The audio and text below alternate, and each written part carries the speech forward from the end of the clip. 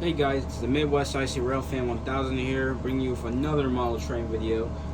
Today, I went to the Great Train Expo in Belleville, Illinois, and this video is just going to be a video showcasing my train haul from that train show. This is actually my second train show I've ever been to.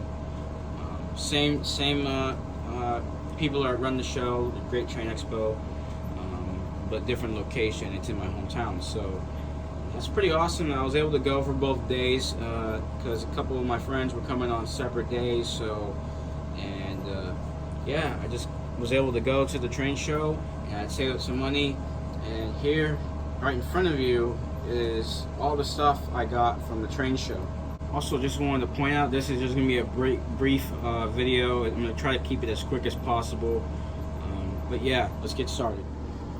Alright, first thing I got at the train show. Well, this actually wasn't the first thing I got, but this is the first thing on my list of stuff I'm going to go over, because I feel like it would be probably appropriate to go ahead and talk about this right now. Is this, not this engine, I've actually had this engine for a while now. It's this Digitrax DH166D decoder. You're probably wondering where the decoder is. Where is the decoder at then? Well, yesterday, after I got it from the day one of the train show, I went ahead and installed it into this GP9M. I have pictures of it. I'll display it on the screen right now. And I went ahead, and this has been planned for a while, and I mentioned this in my long, like 2 or 3 hour update video. We had combined all the parts together. But I mentioned that, and I think it was part 4, that I was going to plan on putting DCC in this engine, and now I did. Now this engine has DCC. I can run it with my DCC engines. I can run it to wherever club I go to.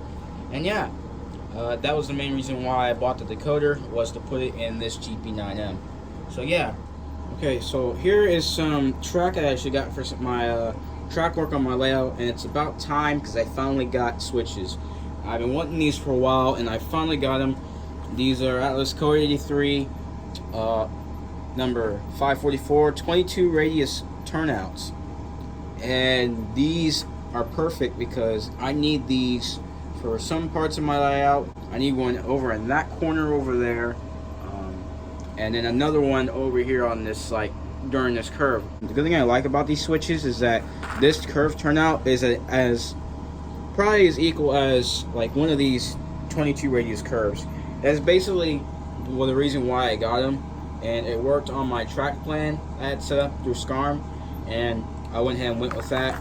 So yeah, I finally got switches. I got not this one, but I got 2. So yeah, I have 2 of the 3 switches I plan on having of this. I just need to get one more, but I kind of ran out of money and I didn't want to waste any more of it. So yeah, but also on track, I got lucky at the train show and got my hands on 2 Shinohara number 6 turnouts. And these are especially curved turnouts from Monster Shinohara that I need to get for parts of my layout along the curve. Like over there where the double crossover is behind the apple box. But this is where this is going to go back there. This is going to lead into the grain siding. And yeah. But one thing I want to point out, I just want to point out real fast, these were both 1470, but where I got them from, they were taxed, so it was higher than that. These were only $10 each, so both of these were 20. And one thing I want to point out, this one is isolated, but this one right here, if I can grab it, is not. Now, I've heard that these are a bit touchy with DCC engines, so I might have to modify it and make some insulators, or not make them, but like insulate the rails, because these will cause problems, I heard. But for now, I'm probably not going to do anything, but unless it's a big deal, I will modify it when I get the chance. But in order to do that, I need a rotary tool, and I don't have one of those, so I'm about to get my hands on one eventually. But yeah, those are my switches that I got at the train show. I'm glad I finally got these. Next on my list of stuff I got from the train show is this Illinois Central boxcar. It's a high-cube boxcar. The guy I bought this from, he sold it for me for $3. Can't beat a deal like that. If I remember, the seller said that it was kind of beat up. It's not that bad.